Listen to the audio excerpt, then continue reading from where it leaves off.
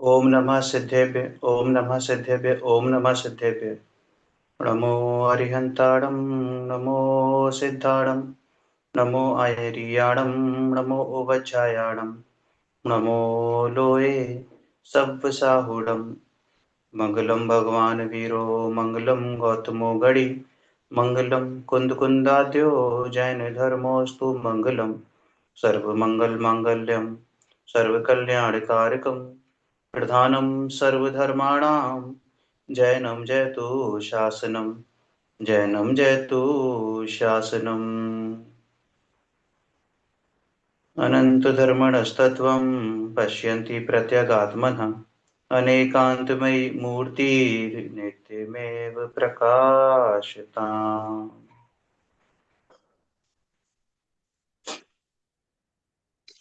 अपनी रात्रिकालीन स्वाध्याय में पूज्य बहन श्री के वचनामृत के माध्यम से हम स्वाध्याय कर रहे हैं और भाव चल रहा है स्वाध्याय की ही प्रेरणा का। कल बहन श्री ने बताया था अपने बोल नंबर 25 में कि प्रथम भूमिका में शास्त्र पठन, श्रवण, मनन आदि सब होता है, परंतु अंतर में उस शुभ भाव से संतुष्ट नहीं हो जाना चाहिए। इस कार्य के साथ ही ऐसा खटका रहना चाहिए कि ये सब है, किंतु मार्ग तो कोई अलग ही है। हम्म शुभाशुभ भाव से रहित मार्ग भीतर है, ऐसा खटका तो साथ ही लगा रहना चाहिए। हम्म। बस ये प्रथम भूमिका में स्वाध्याय होता है, ये अर्थ मत निकालना, क्योंकि स्वाध्याय तो छठे गुण स्थान तक रहता है। ठीक है ना। प्रथम भूमिका में खटका होता है, ये अर्थ निकालना। समझे या नहीं समझ में आया? प्रथम भूमिका में स्वाध्याय तो होता है, चिंतन तो होता है, मनन तो होता है। वो चौथे गुण स्थान में भी होता है, वो पांचवें गुण स्थान में भी होता है, वो छठे गुण स्थान में भी होता है। लेकिन जो खटका है ना, खटका वो पहले गुण स्थान में होता है। चौथे गुण स्थान में खटका क्यों नहीं होता? क्योंकि चौथे गुण स्थान में तो स्वस्वरूप का संवेदन प्रकट हुआ है ना। तो वहां पता है कि वह चैतन्य की अनुभूति क्या है, और अनुभूति की स्थिरता का ही वहां पे फिर वो प्रयास करते हैं। यहाँ खटका किस लिए कह रहे हैं कि यहाँ शुभ परिणामों को धर्म ना मान ले, शुभोपयोगों को धर्म ना मान ले, अथवा स्वाध्याय चिंतन मनन आदि को ही धर्म ना मान ले, उसका खटका लगा रहता है। आई बात समझ में? ऐसा चलो भी आगे। गुरुदेव का इस पर व्याख्यान भी कल हमने लिया था। उसमें बाद में गुरुदेव ने कहा अपना समय सार जी की प्रथम गाथा के आधार से कि वंदितु शिव सिद्धि के आधार से कि श्रुत केवली शब्द में से केवली और श्रुत केवली, ऐसे दो अर्थ टीकाकार ने निकाले हैं। उन केवली श्रुत केवली के तथा आचार्य आदि के कहे हुए शास्त्रों समय सारजी, प्रवचन सारजी, नियम सारजी, पंचास्तिका एवं अष्टपाहुण तथा द्रव्य संग्रह, इष्टोपदेश, कार्तिकीय अनुप्रेक्षा, समाधि शतक और तत्वार सूत्र आदि सर्व शास्त्रों के पठन मनन प्रथम भूमिका में आते हैं। इन शास्त्रों के सिवा दूसरे संप्रदाय के शास्त्र लेने जाएगा तो कुछ भी हाथ नहीं आएगा। दूसरे भी ऐसा कहते हैं कि हमारे शास्त्र जिनवर कथित हैं, किंतु स्वयं परीक्षा करना चाहिए। फिर हवाला दिया मोक्षमा प्रकाशक जी का कि वहां क्या लिखा है कि कैसे शास्त्र पढ़ने चाहिए, सुनना चाहिए। मात्र पठन करे, श्रवण करे ऐसा नहीं, परंतु गहरा मनन होना चाहिए। पढ़े किंतु नहीं करे विचार, वह नहीं समझे पूरा सार। पठन मनन के शुभ विकल्प आते अवश्य हैं, परंतु उनमें संतुष्ट मत हो जाना। मैंने बहुत शास्त्र पढ़े, मनन किया, ऐसा मानता है, पर उससे क्या? वह तो शुभ भाव है, वह सम्यक दर्शन हम्म या धर्म नहीं है। ऐसी बात है भाई। यहाँ तक की चर्चा हमने कल की थी। अब इसमें एक चीज और नोटिस कर लें सभी लोग, कि गुरुदेव कह रहे हैं ऐसा कि प्रथम भूमिका के शास्त्रों की जब उन्होंने गिनती गिनाई, तो उन्होंने पांचों ही परमागम, तत्वार्थ सूत्र आदि सभी शास्त्रों को यहाँ पर लिया। सभी शास्त्र अर्थात चरणानुयोग संबंधी, करणानुयोग संबंधी, द्रव्यानुयोग संबंधी, प्रथमानुयोग संबंधी सभी शास्त्रों की वहां पर बात है। जिसमें मूलतः 5 परमागम तो है ही है, जिसमें अष्टपाहुड़ भी है ना। धवलादि बुद्धि अनुसार धवलादि भी है, जैसे जिसकी बुद्धि है। पर इसमें जो ध्यान देने वाली बात है कि क्या ध्यान दे भैया इसमें हम, कि कुछ लोगों को ऐसा हठाग्रह है। क्या हठाग्रह है? कि वो तो बस समय सार और नियम सार ही पढ़ेंगे, अथवा मात्र समय सार ही पढ़ेंगे, अथवा मात्र नियम सार ही पढ़ेंगे। तो ऐसा जिन्हें हठाग्रह है ना, उनसे कह रहे हैं कि प्रथम भूमिका में सभी शास्त्र पढ़ने सुनने और समझने योग्य हैं, गहराई से चिंतन करने योग्य हैं, गहराई से मनन करने योग्य हैं। कोई ये हट लेकर बैठे कि मैं तो एक शास्त्र को पढ़ के अपना कल्याण कर लूंगा, तो ऐसा नहीं है। कल्याण तो तेरा एक सूत्र पढ़ने से भी हो सकता है, उसकी मनाही नहीं है। कल्याण तो तेरा एक सूत्र नहीं पढ़ने पर भी हो जाएगा, जाति स्मरण के बल पे भी हो जाएगा, पूर्व में सुनी हुई देशना ज्ञान में आ जावे उससे भी हो जाएगा। वहां जोर पढ़ाई का नहीं है। परंतु जो प्राप्त तुमको पर्याय हुई है, ये जो मनुष्य पर्याय तुमको प्राप्त हुई है, और इस मनुष्य पर्याय में जिस प्रकार के योग संयोग तुमको प्राप्त हुए हैं, ठीक है ना, इस प्राप्त पर्याय में योग संयोगों में ये सभी प्रकार के ग्रंथ पढ़ना, अपने उपयोग को यहाँ लगाना, या वस्तु स्वरूप को भली प्रकार से समझना, ये इष्ट है इस जीव को। हट से नहीं कि मेरा तो एक ग्रंथ से काम हो जाएगा, ऐसा हो जाएगा, मैंने ये हटाग्रह व्यर्थ का हटाग्रह है। अभी गुरुदेव ने क्या कहा कि सभी परमागम तत्वार्थ सूत्र आदि आदि सभी ग्रंथों को पढ़ना, और सिर्फ पढ़ना नहीं, गहराई से पढ़ना, अच्छे से पढ़ना। मेरे कल्याण का, कल्याण की बात है, मुझे मेरे कल्याण के लिए इन्हें पढ़ना और समझना है, इस भावना से पढ़ना।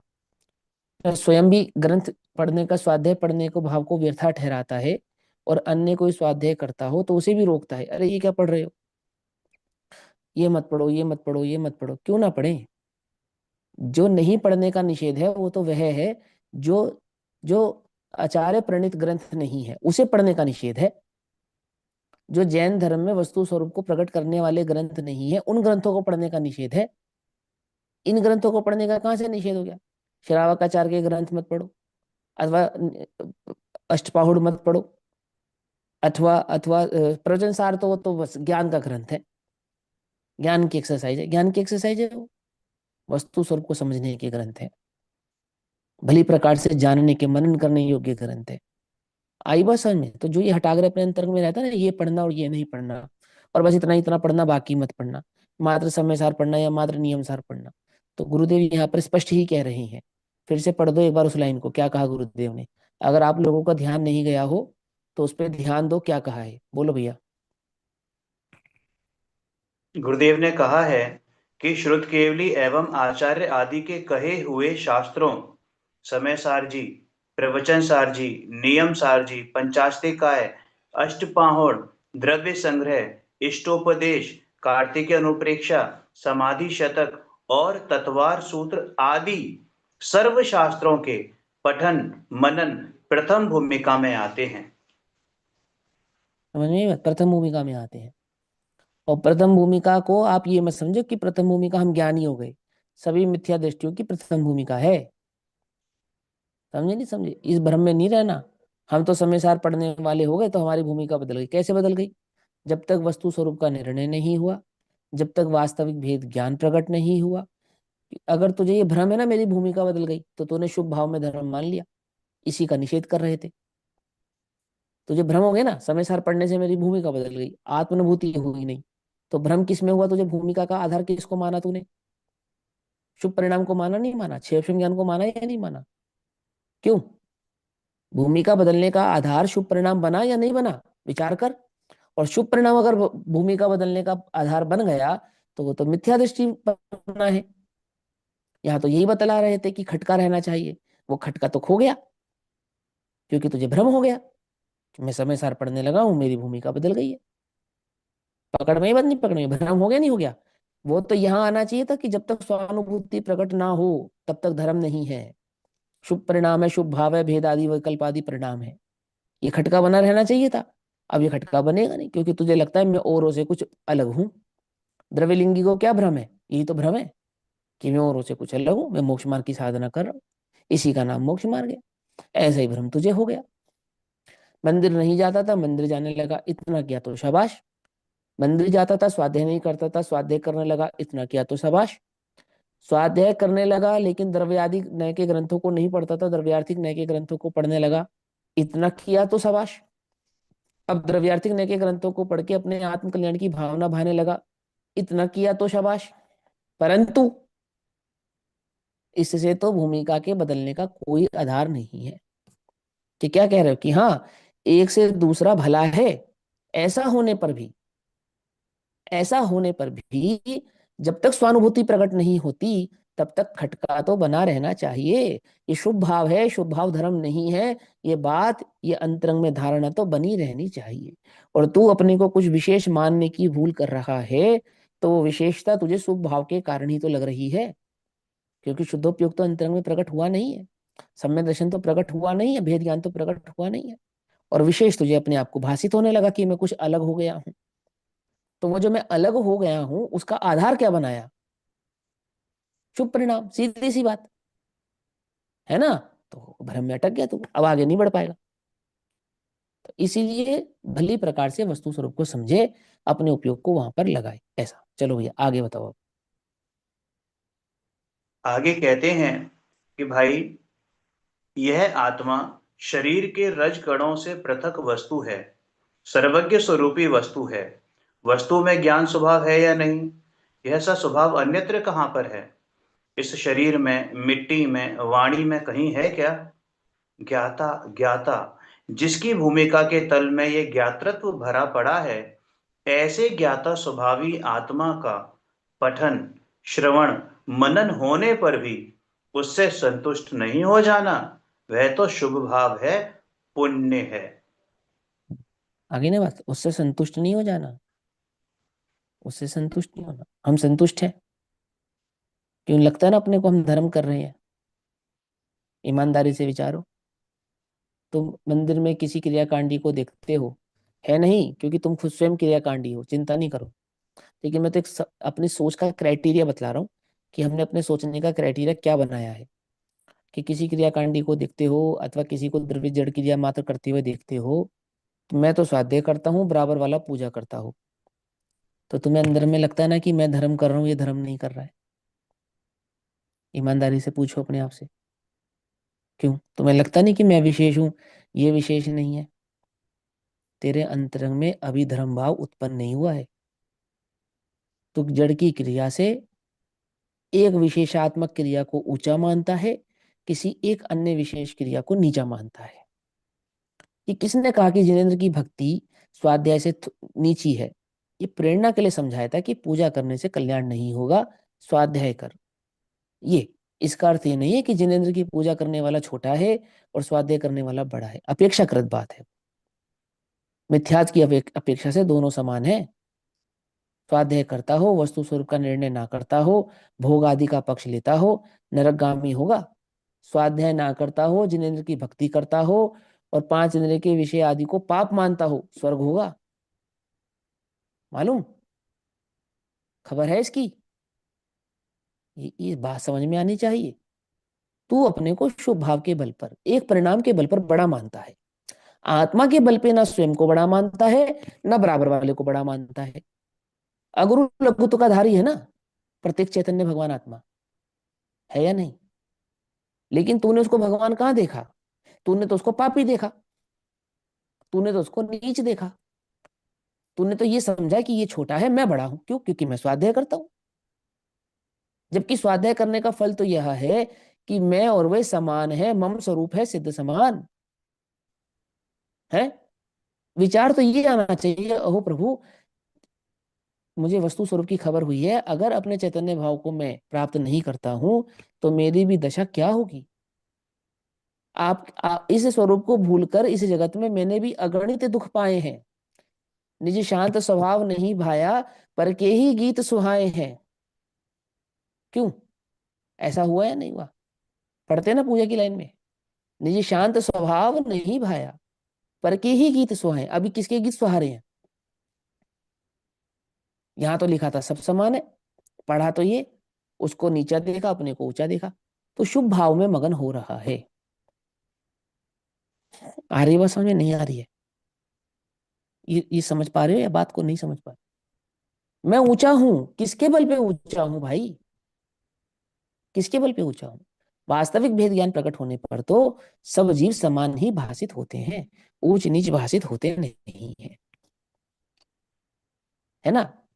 ज्ञान की वैराग्य से मैत्री है, द्वेष और राग से मैत्री नहीं है। ये तो राग द्वेष का परिणाम है कि मैं ऊंचा हूं और आमिक नीचा है। वैराग्य का परिणाम तो यह है कि सभी जीव भगवान आत्मा हैं, सभी जीव अपने स्वरूप को प्राप्त करके कल्याण करके भगवान बन सकते हैं। ये अपने स्वरूप को जानता नहीं है।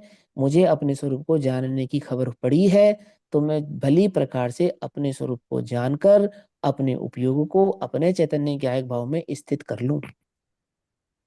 आती बात समझ में? नहीं समझ में आती है? स्वाध्याय का फल ये कहां से हुआ, एक छोटा एक बड़ा? बोलो, हुआ या नहीं हुआ? अपने को हम लगते हैं ना हम मोक्ष मार्गी हैं, और जो स्वाध्याय नहीं करते वो मोक्ष मार्गी नहीं लगते ना अपने को। क्यों? अरे कुछ समझ में आ रही नहीं आ रही है? इसे शुभ भाव में अटकना कहते हैं मेरे भाई। ये शुभ भाव में अटक गया तू, क्योंकि तूने अपने ही शुभ परिणामों में एक परिणाम को ऊंचा माना और उसी शुभ परिणाम की एक जाति को नीचा माना। जिनेंद्र की भक्ति पूजन भी शुभ परिणाम की एक जाति है, और स्वाध्याय आदि करना भी शुभ परिणाम की एक जाति है।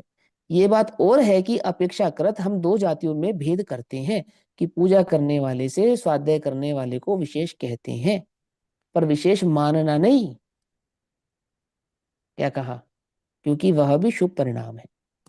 आती समझ में बात? नहीं समझ में आती है? और मान के चलो स्वाध्याय के साथ थोड़ा उपवास आदि भी करता हो, भक्ति आदि भी करता हो, तो फिर उभयाभास का तो कहना ही क्या। क्यों? उभयाभास तो और प्रबल वस्तु है। आती है बात? समझ में नहीं आती है? वहां तो अपने को स्यादवादी ही मान लेता है वो, कि मैं स्यादवाद के बल पे देखो मुझे कुछ वीतरागता प्रकट हुई है।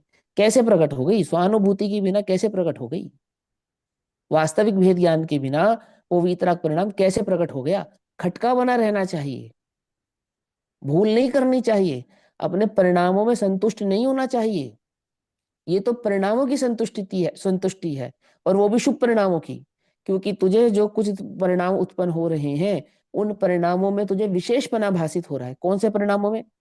कि मैं भगवान आत्मा का विकल्प करता हूं इस परिणाम में, मैं व्रत तप त्याग उपवास आदि करता हूं इस परिणाम में, मैं स्वाध्याय आदि करता हूं इस परिणाम में, और मैं तत्व आदि का चिंतन करता हूं इस परिणाम में। तो ये चारों ही कैटेगरी के परिणाम तो शुभ परिणाम है। धर्म तो स्वानुभूति का नाम है, स्वसंवेदन का नाम है, पर से विभक्त निज चैतन्य ज्ञायक भाव की स्थिरता का नाम है। वो कहाँ गया? इस लिस्ट में से वो कहाँ गया? स्वाध्याय, चिंतन, मनन, उपवास, इस लिस्ट में से वो कहाँ गया? वो तो गायब हो गया। कुछ बात समझ में आ रही नहीं आ रही है? बहन श्री ने क्या कहा? खटका बना रहना चाहिए। अब तो हम तो संतुष्ट हो गए, खटका कहाँ से बनेगा? और जब खटका बना रहेगा तो अंतरंग में एक दीनता बनी रहेगी। कैसी दीनता? दीनता कमजोरी नहीं, दीनता मिथ्या तो नहीं, दीनता कषाय नहीं, दीनता निर्बलता नहीं। दीनता यह है कि वास्तविक धर्म तो प्रभु चैतन्य की अनुभूति है। कब धन्य सुअवसर पाऊं, जब निज में ही रम जाऊं। उसका सतत प्रयास, उसका सतत अभ्यास, उसकी सतत दृष्टि वो छूटेगी नहीं, क्योंकि अंतरंग में ये बात खबर रहेगी कि नहीं, सच्चा धर्म, वास्तविक धर्म तो चैतन्य की स्थिरता का नाम है। विकल्प परिणाम आदि का नाम धर्म नहीं है। आ रही है बात समझ में? नहीं समझ में आ रही है ना? वो अटकेगा नहीं। लेकिन जब उसकी खबर नहीं है, किसकी खबर? कि वो निर्विकल्प स्वयं संवेदन की बात वो वास्तविक धर्म है, तो क्या मैं द्रव्य हूं ना? मैं भगवान हूं या नहीं हूं? बोलो। ऐसा जोर से डांट के बतला पूछेगा, कि हम कहेंगे हाँ भैया आप भगवान हो, कि बस तो फिर हो गया ना सत में दर्शन। ऐसा भगवान नहीं डंडे के जोर पे, ऐसा भगवान नहीं। क्योंकि शास्त्र में लिखा है ऐसा भगवान नहीं।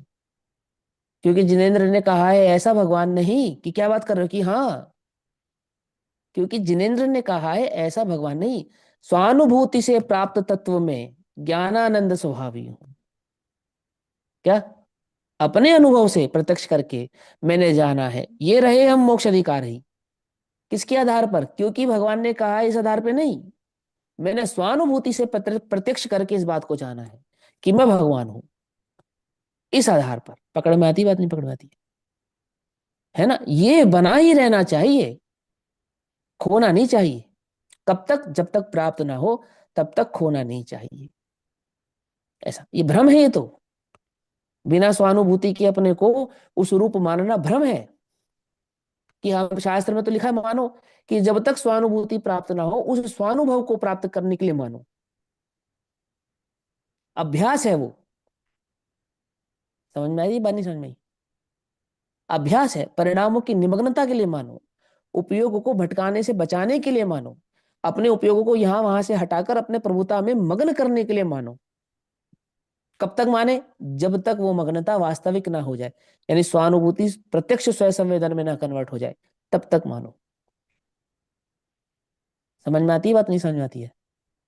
अपने घर से नहीं कह रहा हूं। समझ में आई बात नहीं समझ में आई? क्या कह रहे हैं गुरुदेव, क्या कह रही है बहन? वो ध्यान से समझो। आप बोलो भैया, आगे बताओ, आगे क्या कहा? इस कार्य के साथ ही ऐसा खटका रहना चाहिए कि यह सब है, किंतु मार्ग तो कोई अलग ही है। माने, आत्मा तो ज्ञाता वस्तु है, हम्म। ज्ञाता किसे नहीं जानेगा। ज्ञाता को कैसी मर्यादा, किस काल और किस भाव को नहीं जानेगा। सर्वज्ञ स्वभाव से भरपूर आत्मा है। वह आत्मा जिनके सर्वज्ञ दशा रूप प्रकट हुआ है, उनके कहे हुए शास्त्र पढ़ना, उसका नाम यहाँ पर शास्त्र पठन है। शास्त्र पठन मनन में साथ ही ऐसा लगना चाहिए कि अंतर की वस्तु तो इससे भिन्न है। हाँ, समझ में आई बात? शास्त्र पढ़ने के साथ ऐसा लगना चाहिए अंतर की वस्तु तो कुछ भिन्न है। तो क्या भिन्न है? कि छह उपशम ज्ञान से भिन्न चैतन्य की रुचि, चैतन्य की अनुभूति, चैतन्य की स्थिरता, विशेष का प्रादुर्भाव, सामान्य का आविर्भाव, वो। समझ में ही बात नहीं समझ? वो मूल धर्म है। ये बात समझ में आनी चाहिए। चलो आगे। आत्मा वस्तु है, अस्थि है, विद्यमान वस्तु है, स्वयं से परिपूर्ण है। वस्तु हो तो वह अपूर्ण और विपरीत नहीं होती। ऐसे भाव का भीतर खटका रहना चाहिए।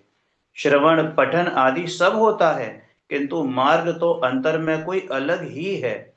ये दया दान व्रत भक्ति तथा पठन मनन के भाव शुभ हैं, और हिंसा आदि के भाव अशुभ हैं। दोनों ही विकृत भाव हैं, कृत्रिम हैं, संयोगी हैं। और ज्ञायक स्वभावी भगवान आत्मा इनसे भिन्न है, निराला है। यह खटका साथ रहना चाहिए। शुभ भाव के काल में भी भीतर यह शुद्ध चैतन्य वस्तु भिन्न है। वह वस्तु मुझे प्राप्त करनी है, मुझे प्राप्त करना है, ऐसा खटका निरंतर रहना चाहिए। फिर से शास्त्र बोलो, पठन मनन। फिर से बोलो, मुझे प्राप्त करना है। कि कैसी बात कर रहे हो? प्राप्त तो हुई मैं। गुरुदेव को नहीं पता तू प्राप्त है तुझको?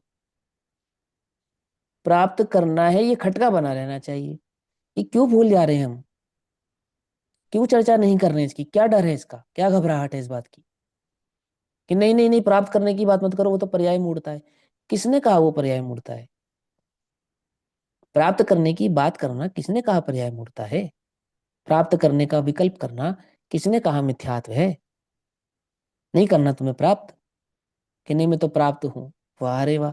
इतना ही प्राप्त है तो भोगों की दृष्टि क्यों करता है? पर में क्यों जाता है? दुखी क्यों होता है? अनंत आनंद के झरने को क्यों नहीं भोग करता है? समझ में आई बात नहीं समझ में? हाँ, अंतर में जोर आए बिना रहता नहीं है कि हूं।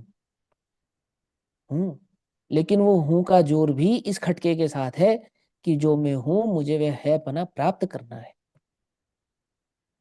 समझ में आई बात नहीं समझ में? है ना?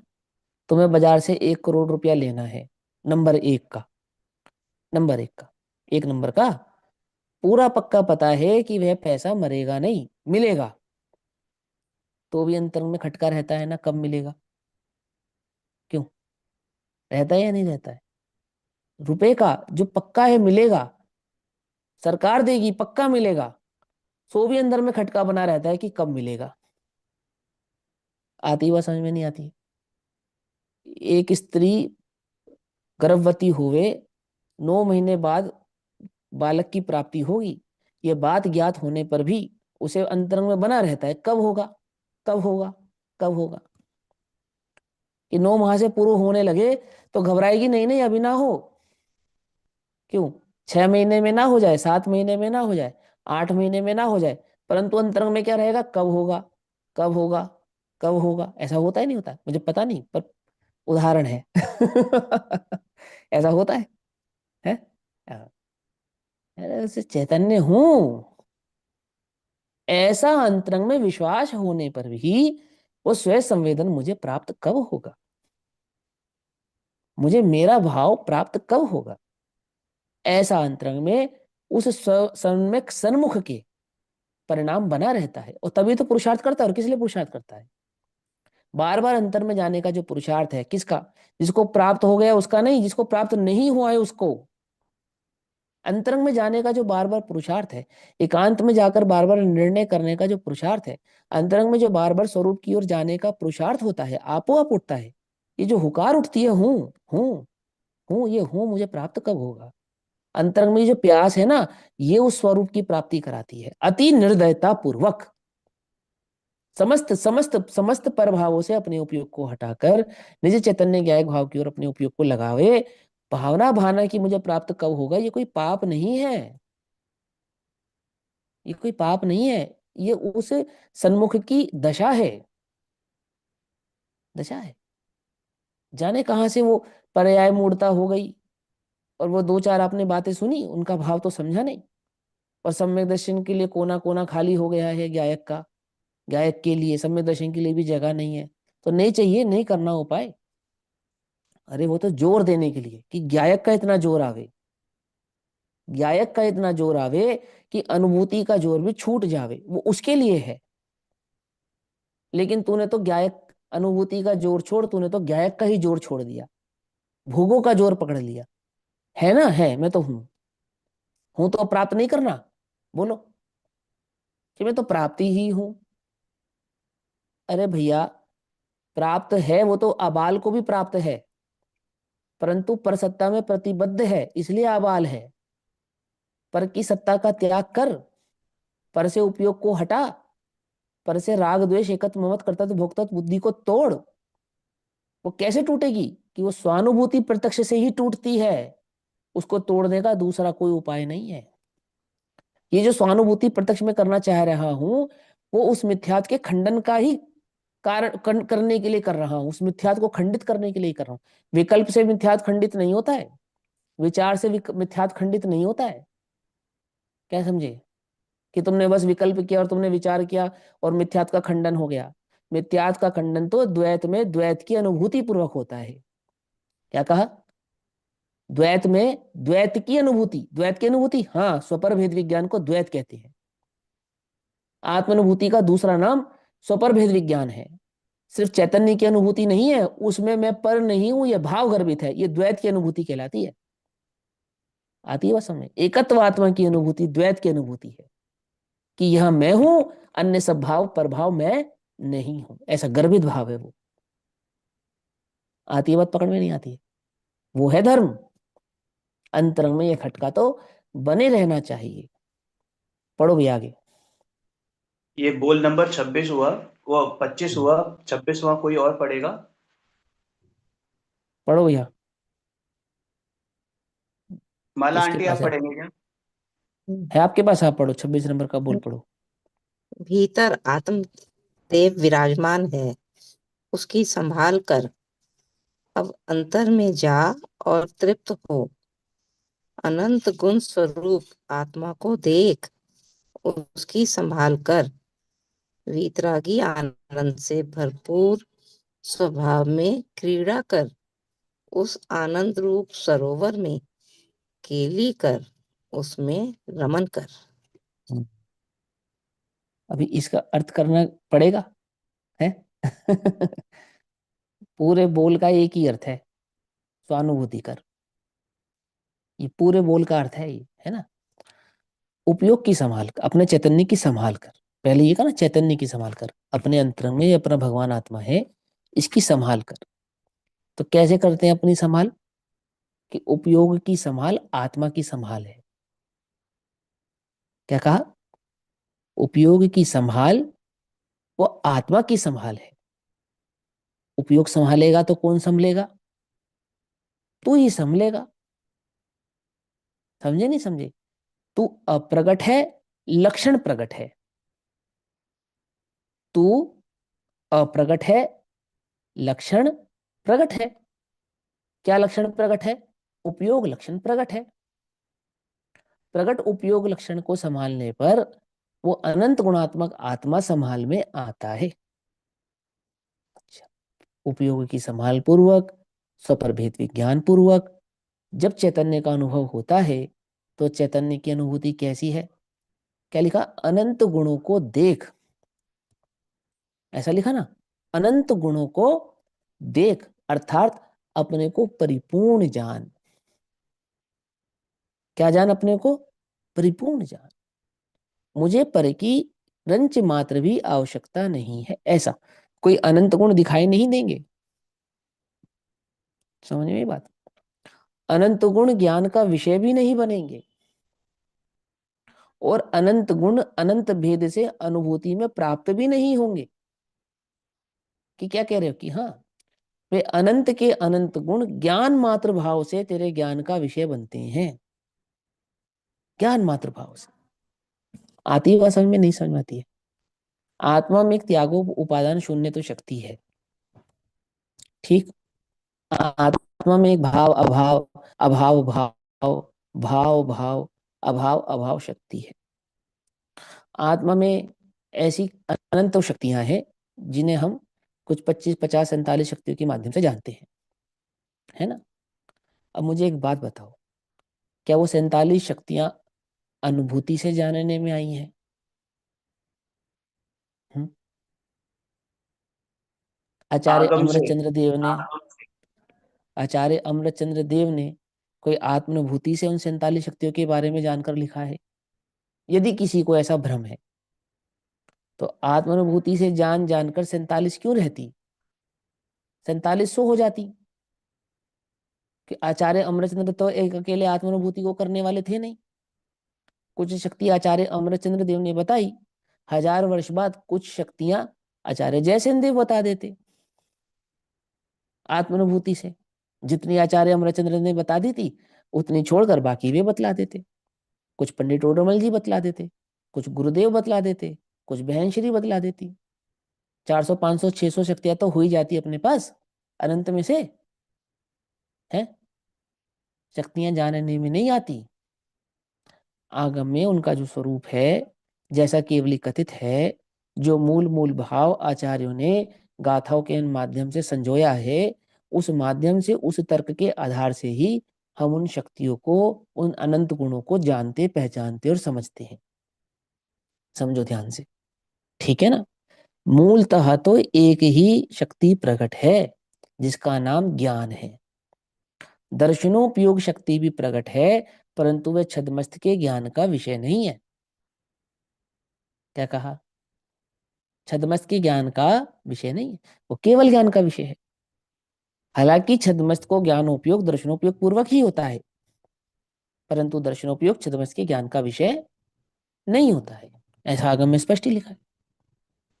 और ज्ञान में जो निराकुल स्वयं संवेदन प्रकट होता है वो सुखमय होता है, उसका नाम सुख शक्ति है, आनंद शक्ति है।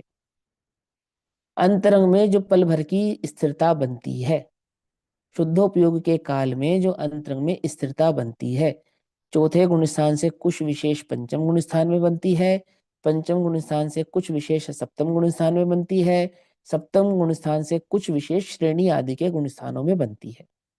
वो जो स्थिरता बनती है उसका नाम चारित्र है। अंतरंग में जो स्वसंवेदन भाव प्रकट होता है वो श्रद्धान पूर्वक प्रकट होता है, उसका नाम श्रद्धा है।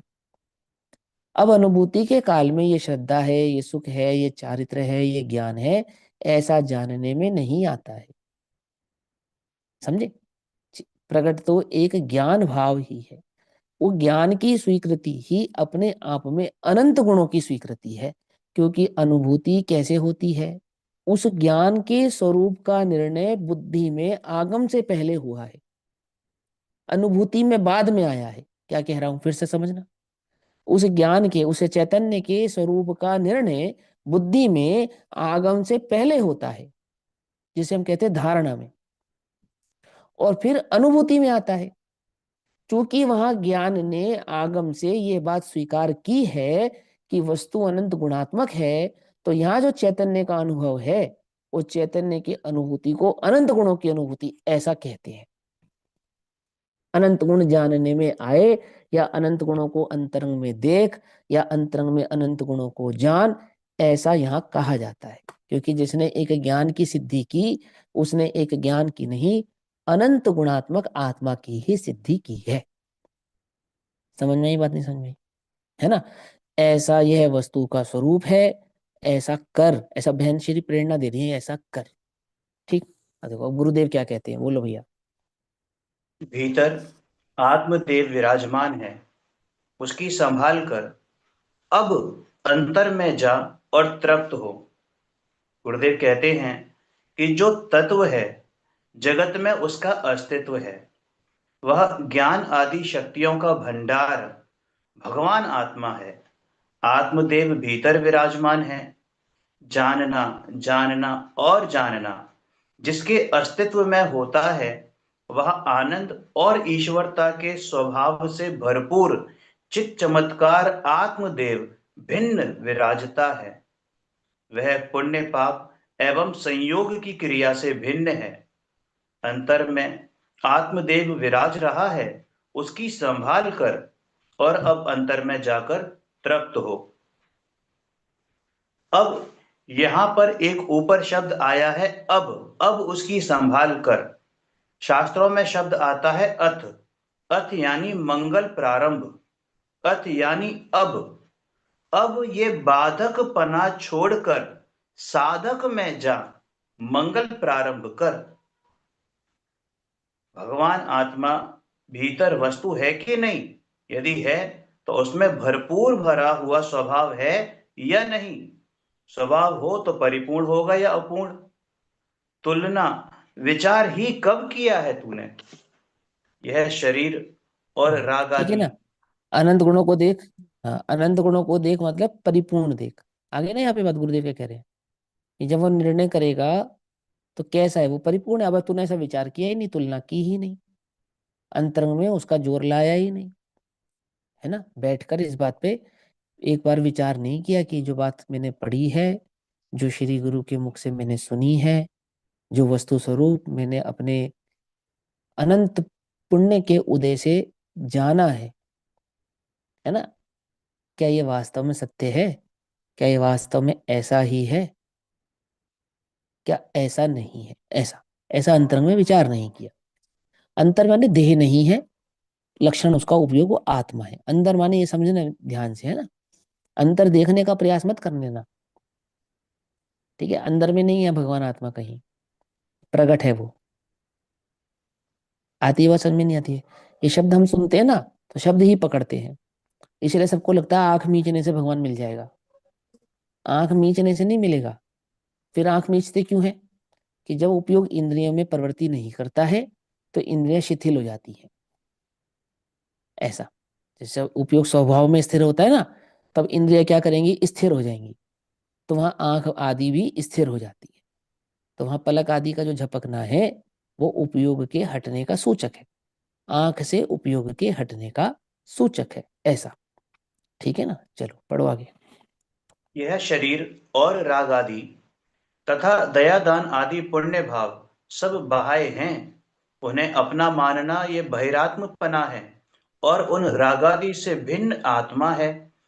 उसे जैसा है वैसा पूर्ण मानना वह अंतरात्मपना है। अंतरात्म दशा द्वारा पूर्ण साध्य दशा प्रकट करना वह परमात्मपना है। यह आत्मा की तीन दशाएं हैं। अंतर में ज्ञायक भगवान आत्मा विराजमान है, उसकी संभाल कर अब अंतर में जा। पुण्य पाप के विकल्प तो ठीक, वे तो आते हैं, परंतु भीतर यह पुण्य है, यह पाप है, ऐसे जो मानता है, जानता है, उस ज्ञान की वर्तमान प्रकट दशा को अंतर में ला। जहां धरातल में ध्रुव पड़ा है, जिसके पाताल की गहराई में सारा तत्व भरा पड़ा है, वहां जा और तृप्त हो। वहां तुझे आनंद होगा, रुचेगा। बेंचरी ने कहा है ना कि हे जीव, तुझे कहीं ना रुचता हो तो अपना उपयोग पलट दे और आत्मा में रुचि लगा। आत्मा में रुचि है, आत्मा में रुचे ऐसा है, आनंद भरा है, वहां तुझे अवश्य रुचेगा। वहां से आनंद प्राप्त होगा। लोगों को लगेगा कि हमें तो बाहर अच्छा लगता है, पैसा कमाना, खाना पीना, प्रशंसा, उसमें आनंद आता है, और आप कहते हो कि भीतर आत्मा में रुचे ऐसा है। तो हम क्या करें? हमें तो सर्वत्र रुचता है, अच्छा लगता है, तो फिर हम आत्मा में क्यों जाएं?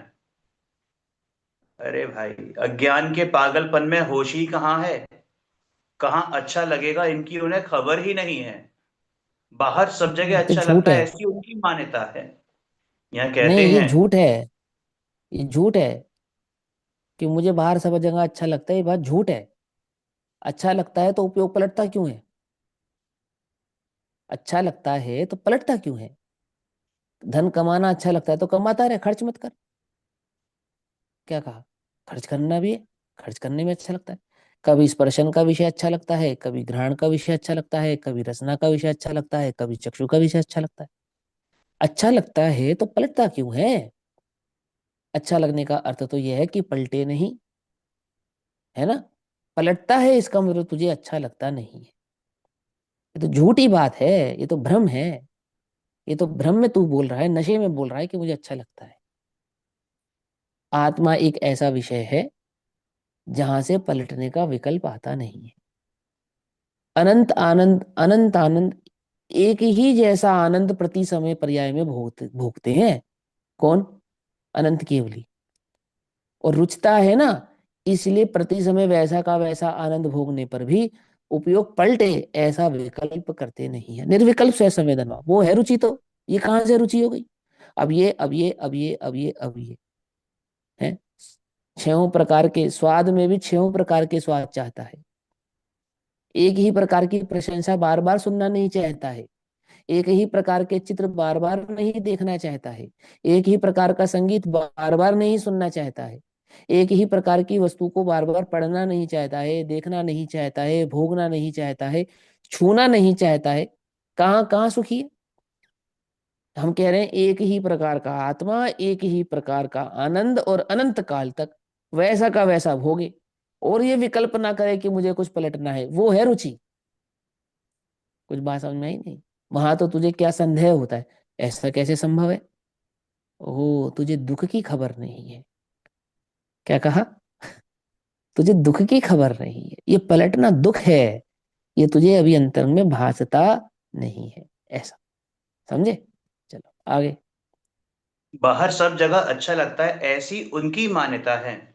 यहाँ तो कहते हम्म। हैं कि बाहर जगत में कहीं रुचे ऐसा नहीं है, किंतु एक आत्मा में अवश्य रुचे ऐसा है। इसलिए तू अंतर में जा और तृप्त हो। वहां तुझे तृप्ति मिलेगी, शांति मिलेगी, भव का अभाव हो जाएगा भाई।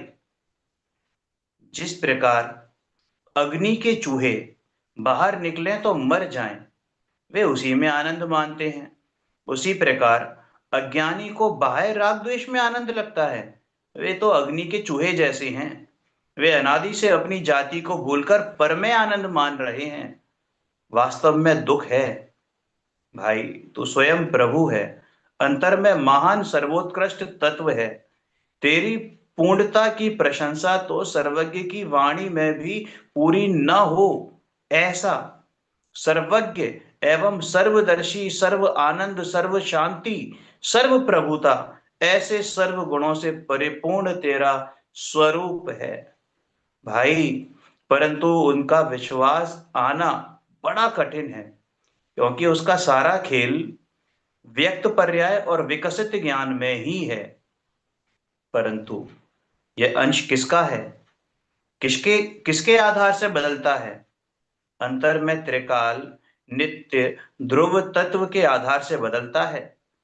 ये तरंगें पानी के अथाह भंडार में से उठती हैं, उसी प्रकार पलटता अंश नित्य तत्व के पिंड के आधार से बदलता है।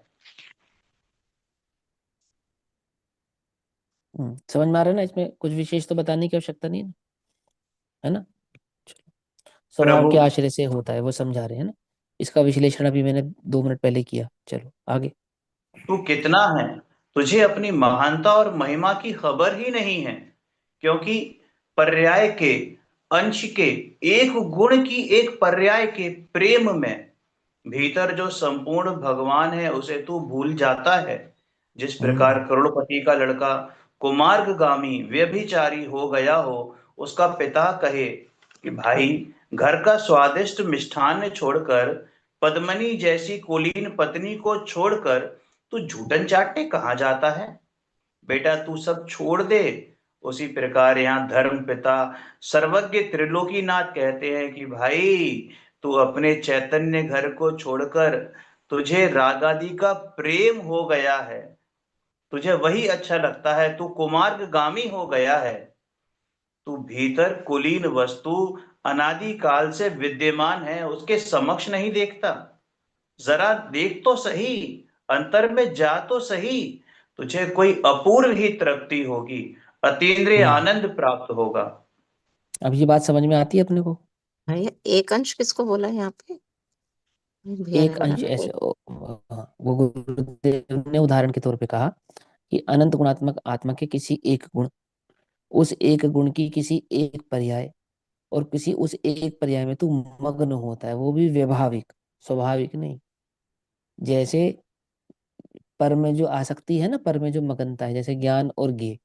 तो जिन ज्ञेयों में तू आसक्त हो रहा है वो तो ज्ञान गुण की एक पर्याय है, और ज्ञान गुण की एक पर्याय वो भी व्यवहारिक भाव में उसमें आसक्त हो रहा है। जैसे मानो है तो किसी राजा का पुत्र, और किसी व्यभिचार में फंसकर किसी वेश्या आदि की संगति में पड़ गया हो, और कुलीन स्त्री, अपने घर की कुलीन स्त्री आदि का भोग ना करता हो, है ना, उसकी दृष्टि ना करता हो। ऐसे उदाहरण के तौर पे वो बात समझाए। है तो अनंत, और किसी एक गुण की किसी एक विभाविक पर्याय में मगन हो रहा है, ऐसा, ऐसा उदाहरण के तौर पे समझाए। अब इसमें जो बात, हम्म, अपने को ये बात समझ में आती है कि हाँ, राग की मगनता किसे कहते हैं।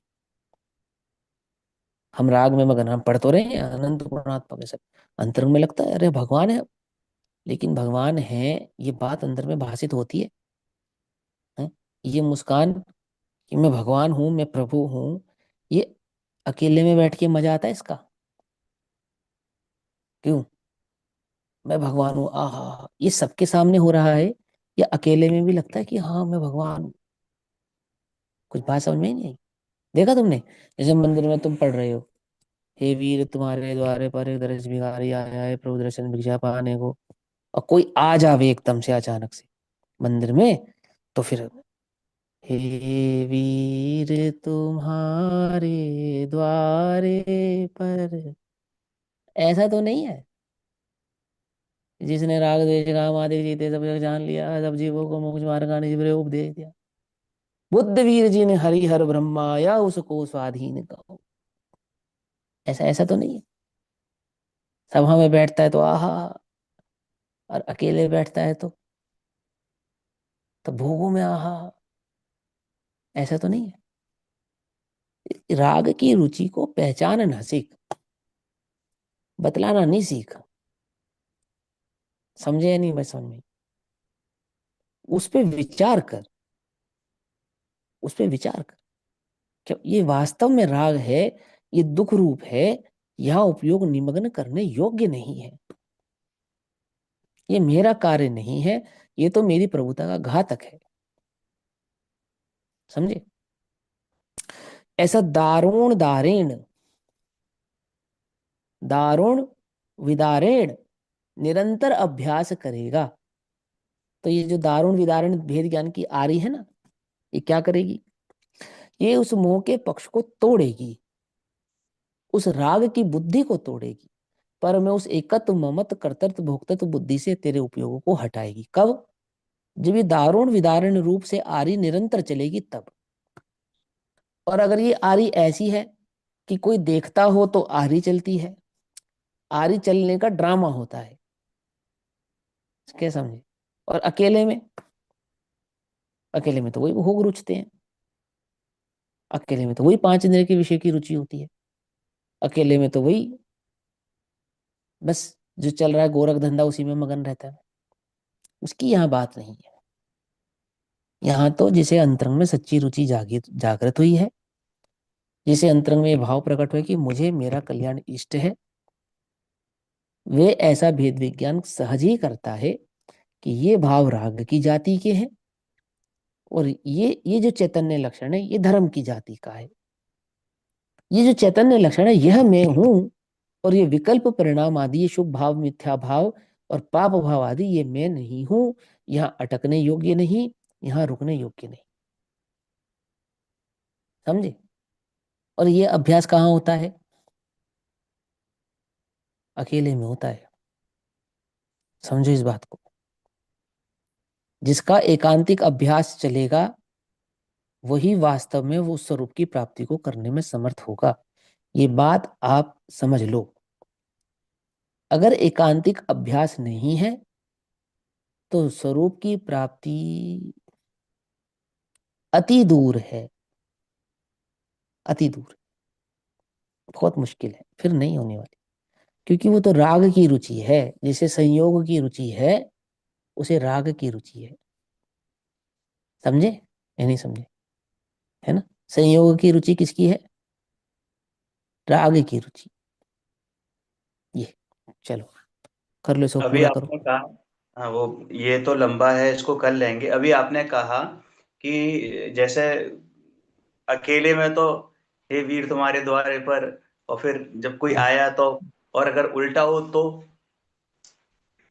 है उल्टा हो अकेले। तो भी देखो, पर से प्रभावित नहीं होने की बात है वो तो, बस इतनी सी बात है। इसमें तो उल्टा सीधा की कोई बात ही नहीं है। अपने उपयोग में ये बात ही नहीं रहनी चाहिए कि कौन आया कौन गया, है ना? ये तो बात ये नहीं कि हम भगवान की भक्ति कर रहे हैं, बात बात तो ये यहाँ लगाओ कि क्या मैं अपने उपयोग के प्रति ऐसा अलर्ट हूं क्या, अपने चैतन्य के प्रति ऐसे अलर्ट हूं क्या, कि 4 लोगों के बीच में तो चैतन्य की चर्चा करता हूं परंतु अकेले में चैतन्य का विचार भी नहीं करता हूं। ये इसके लिए है। तो ठीक है, कई बार ऊंचे स्वर में अकेले होते हैं तो गा रहे होते हैं, कोई आ जाता है तो स्वर डाउन कर लेते हैं कि उसको डिस्टर्ब ना हो। वो तो उदाहरण है ना? वो तो उसको विपरीत उदाहरण इस भाव में दिया कि मान कषाय है कि देखो मैं कितनी बढ़िया भक्ति करता हूँ, जैसे ये मायाचारी है। ऐसे ही 4 लोगों के समक्ष तो चैतन्य की खूब अच्छी चर्चा करते हैं, लेकिन अकेले में एकांत में चैतन्य का विचार भी नहीं करते, वहां अपने उपयोग को लगाते ही नहीं है। उस भेद विज्ञान को प्रकट करके चैतन्य की दृष्टि करूं ऐसा अंतरंग में पुरुषार्थ नहीं करते हैं। तो उसकी प्रेरणा के लिए उदाहरण दिया ऐसा। ठीक है ना? वो तो ठीक है। अब तुम ऊंचे स्वर में कहीं गाते हो और अकेले हो तो गा रहे हो, कोई और आगे तो अपने को भी विकल्प है भी डिस्टर्ब ना हो, है ना? उसकी पूजा में, उसके दर्शन में, उसमें खलल ना पड़े, इस विकल्प से भी स्वर डाउन हो सकता है। वो तो बात ही अलग है। यहाँ तो मायाचारी की मुख्यता से उदाहरण था वो, है ना? चलो, ओम नमः सिद्धेभ्यः। निज निधि निज में बताई, यह अनंत उपकार है। उसके लिए जिन वाणी माँ को वंदना शत बार है, वंदना शत बार है। नमो रिहंताणम, नमो सिद्धाणम, नमो अयर्यणम, नमो अवज्झाणम, नमो लोयसवसावणम। नमो रिहंताणम, नमो सिद्धाणम, नमो अयर्यणम, नमो अवज्झाणम, नमो लोयसवसावणम। नमो अरिहंताणम, नमो सिद्धाणम, नमो आयर्याणम, नमो अवज्झायणम, नमो लोयसवसावरम। जावाणी ते ज्ञान ते सुजय लोका लोक सोवाणी मस्तक नमो सदा दे थोड़े जय हो।